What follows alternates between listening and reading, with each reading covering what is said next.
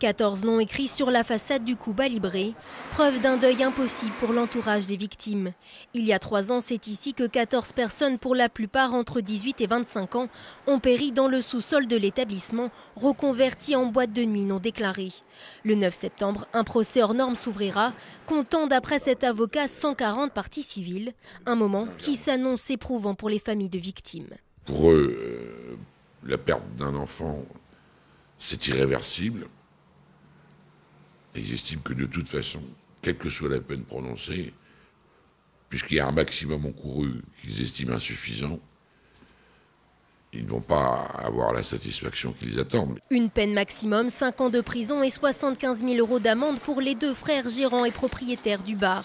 Ils sont poursuivis pour homicides et blessures involontaires, par violation manifestement délibérée d'une obligation de sécurité ou de prudence. En clair, il leur est reproché de ne pas avoir respecté les normes de sécurité dans le sous-sol en choisissant un isolant phonique hautement inflammable et en verrouillant l'unique sortie de secours, incompréhensible pour les proches de victimes.